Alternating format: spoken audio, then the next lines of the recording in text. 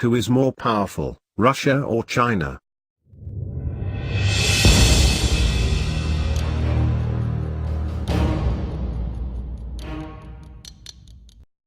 In hindsight, Russia has been skating on thin ice over hot water throughout the history, threatened either by its European neighbors or by the US. This situation has worsened in the latter half of last century, since the threats come not only from the outside world. Facing an ailing economy and disaffected public after the disintegration of the Soviet Union, only a hard-headed and decisive leader can cement the regime, preventing the coups of cliques and uproar of the dissidents.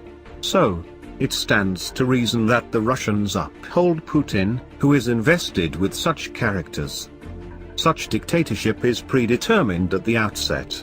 When you consider the disproportion of economic growth between its Eastern European and Asian spheres of influence, the latter is a huge drag due to its harsh weather, while the former is subject to the Western countries, which can drive a wedge between it and the Russian government. So, further fragmentation will occur once the leader shows his impotence. China went through similar stages, when our country was jolted out of complacency in the Qing dynasty by the Western aggressors. When crises loomed, the situation steered us towards centralism, and elevated Mao to unprecedented height, so that he could hold us together and wield the de facto power without too much interference. The masses did suffer when they were bent to patriotic ends, but waning or distracted faith in this person and the nation is more precarious, in my opinion. But as the severe domestic and international threats are tempered with our own efforts, our inclination to idolize the leaders has been greatly reduced. Now, the overriding concerns of this country are resolved not by only one person but a group of brainpower. This at least can prevent drastic and unreasonable measures.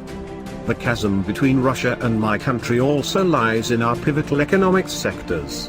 Currently, the Chinese government is constantly taking reforms to facilitate the economic transition from manufacturing to service and high-tech, whereas Russia still relies heavily on exploiting its natural resources, which will take its toll on the economic and social development of this country. After all, Putin is not immortal.